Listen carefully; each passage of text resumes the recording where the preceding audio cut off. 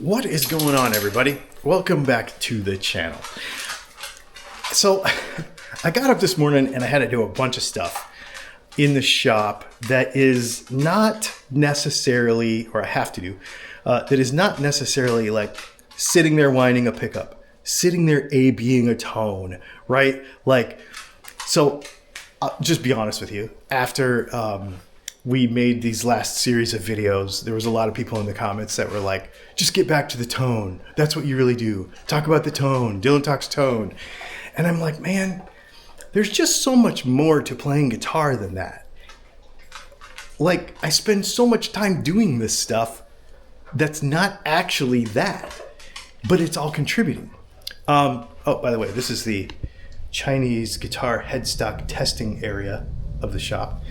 And it's real easy to, obviously, we're sitting here talking about this, and this is the studio where we shoot all of our videos, and of course this is probably like the view you see in podcasts, and so because we've got all this set up to do this in here, and this doesn't have anything to do with actually playing, although right back here we've got an amp and we've got a Kemper and we've got some stuff that we use to test, obviously.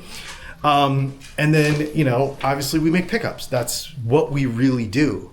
But when it really comes down to what makes the entire thing go, what makes you want to pick up the guitar, what makes you enjoy the guitar, is there more to playing guitar than just the tone? And my argument is yes. There are so many other things that contribute to whether we're going to pick up a particular guitar, whether we're going to be in the mood to even play guitar, whether we're going to do any of it. What makes you stop and pick up your guitar and be like, I'm going to play a couple of chords before I run out the door? What makes you want to buy a particular guitar? What makes you, after you pick up a guitar, be disappointed and set it back down? Or all of a sudden go, I need to change something.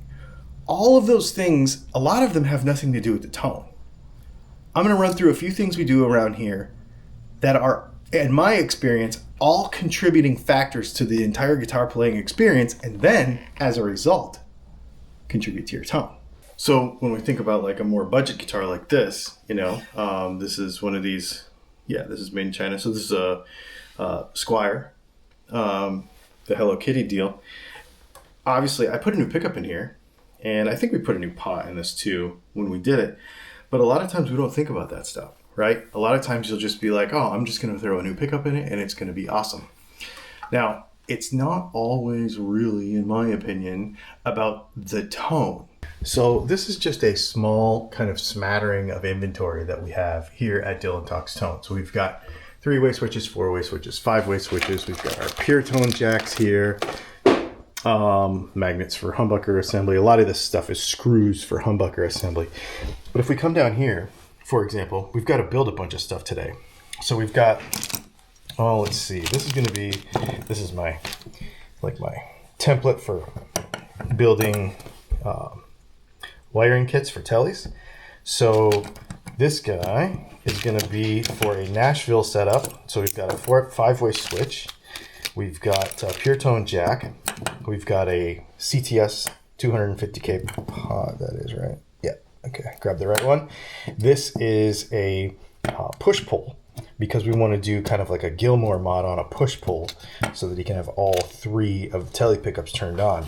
So we're going to wire that thing up. If you want to see individual wiring videos on different types of setups, so for example, this one is going to be, in fact, I didn't pull the switch for it yet, but this one is going to be a 4-way switch. So we've got 3 different deals going here. We've got a 4-way switch going here. So this is going to be a 4-way series Telecaster setup.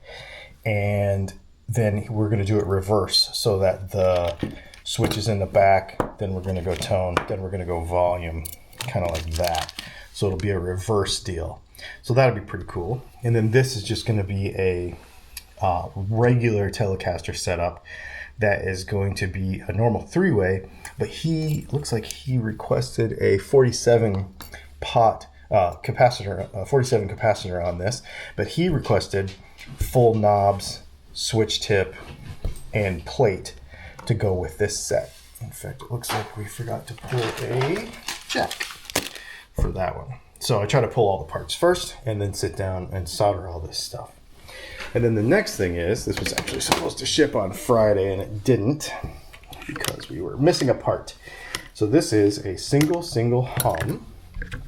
So we've got the humbucker here and we've got the 2 single coils. I was misstocked on cream pickup covers. So we're going to do this guy right here and this guy right here. So this is going to end up being with a push-pull for a coil split on the humbucker. 4-way, 5-way, and a 4-wire humbucker. So that is that.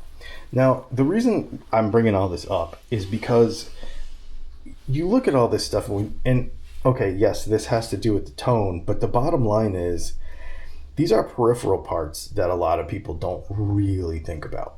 A lot of it has to do with the functionality. So when you think about, yeah, this is definitely a replacement pot. Have you ever grabbed an inexpensive guitar and the pot was really stiff? Or when you turn it down, the taper just doesn't do what you want it to do? Obviously, that's a quote unquote tone related thing, sort of, but honestly, it's one of those things that you might not realize is a problem until you get a better one, if that makes sense. I think a lot of times some of these little improvements that we make with switches, with pots, it's like, oh, I didn't even know it could be better. You know what I mean? Like, okay, so it does the thing, and maybe I'm a guy who just leaves it on 10 all the time, so I don't really think about it. But then a minute you're going like, oh, wow, this is all the difference.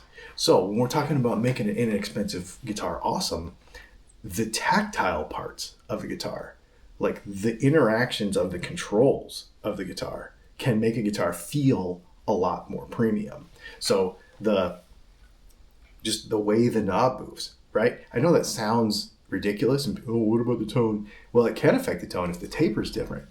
But honestly, do you want to play your guitar? What are the little things that make you want to play that guitar?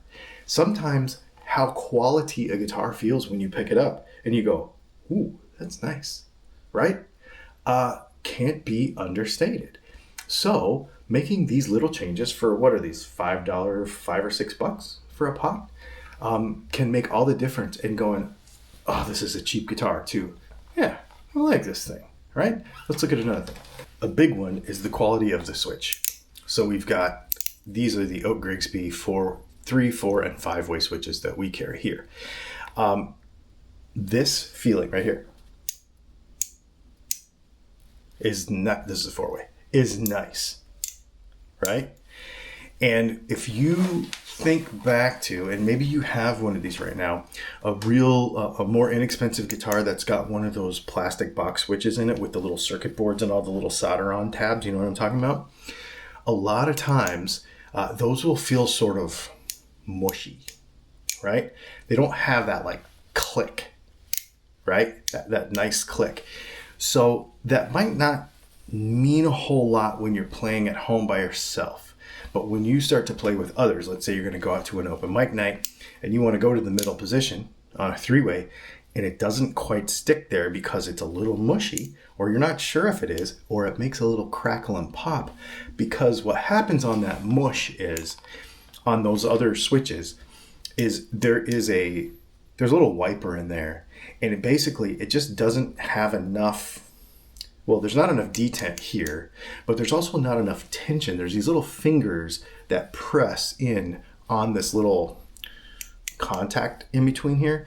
And if it's not firm enough, that's why a cheaper switch will start to like crackle and pop sooner, because it sort of loses that pressure as it wears out. So not only will it feel a little mushy, but it'll also start to lose effectiveness of function over time. Might not be right away. So if it ain't broken, maybe don't fix it, unless you're like, ooh, that's nice. And these aren't expensive either. Another thing that you might have to keep in mind is that when you change pots on a guitar, this is a 24 spline, 1/4 inch shaft, okay? And on a lot of more inexpensive guitars, they're going to be a 7mm. I want to say, quote me, get in the comments and remind me of the spline count, because I can't remember totally what it is. It's like 15 or 20, or it's less. There's bigger teeth. The teeth are bigger. But if you guys remember, put that in the comments. I can't remember.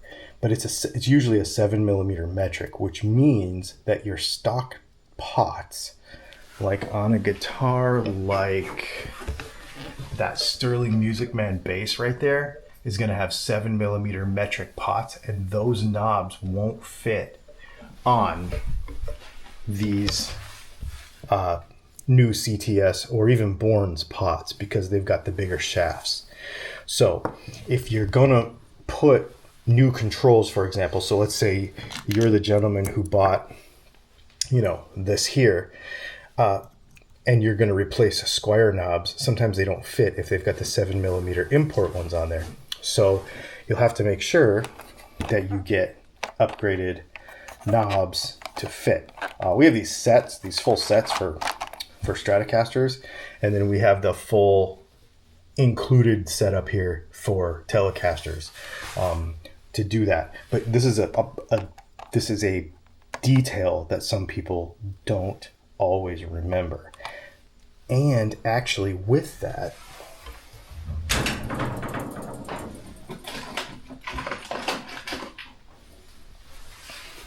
sometimes the little switch tip right there, that on an import one, the switch tip is narrower. So what I mean by that is the width of this right here, how wide it is from left to right, is narrower, kind of skinnier, which means that you would have trouble with your switch tip as well.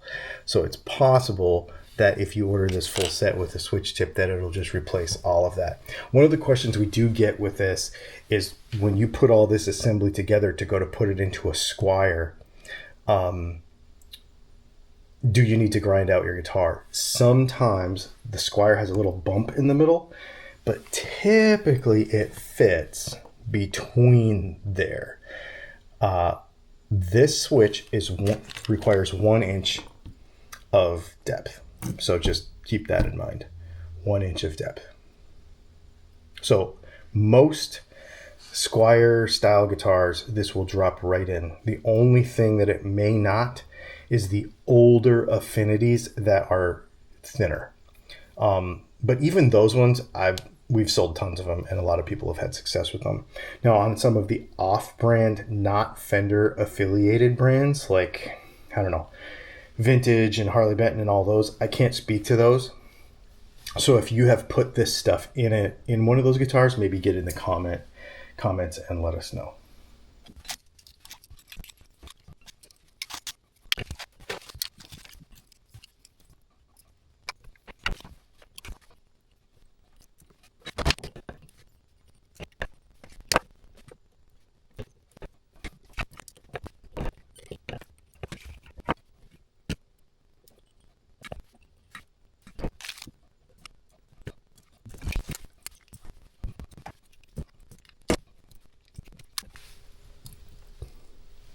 All right, polish that baby up, put it in the envelope, and it'll be ready to go.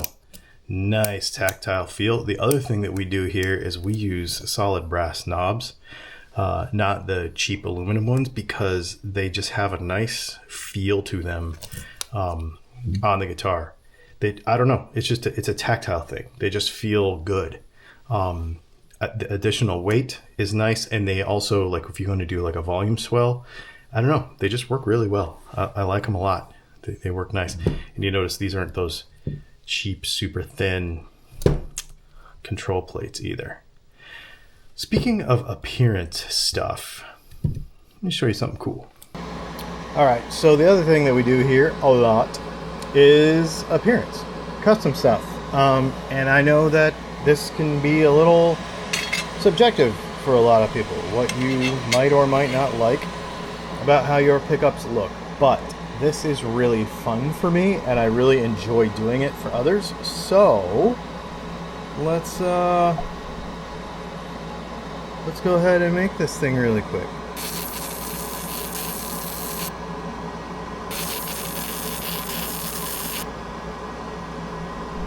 Yeah, that's pretty rad. Right? So we do this rifle filigree pattern on these humbuckers. It's just super, super cool. Here, let's do another one.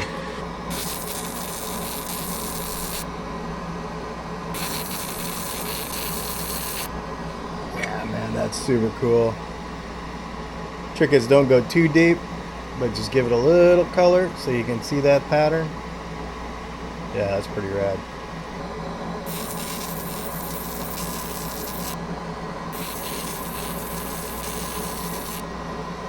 Yeah, so this is with no holes, so that's pretty cool. A couple sets of those. Now these are actually going out to a client who makes his own pickups, but we do these for all kind of custom orders around here too, which is really fun. And of course we make our own merch. All that kind of stuff is fun, but I mean, hey, how cool is that? Lasers are fun. Let me show you another laser. This one over here. All right, so all these parts, even though they don't have anything to do with tune, have to come from somewhere. So instead of buying them, we make them because I can control quality much better.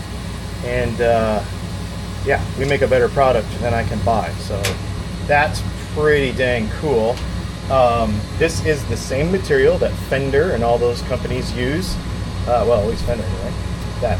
This is this gray phenolic resin. So basically all this is paper with rubber impregnated into it. And so you cut it with a laser and then you press it together to make the bobbins. And I need to make some bottoms for some Strat pickups.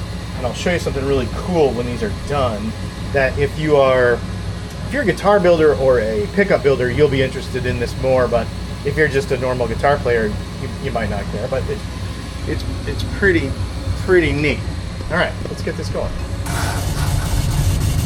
All right, so what I'm showing you first is we're actually engraving our logo and the neck positions on all of the pickup what you call it, flatware.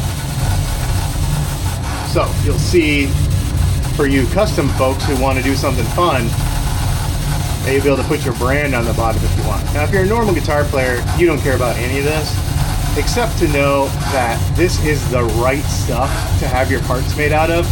So if that makes you feel good, makes me feel good, knowing that I have the quality stuff in my guitar.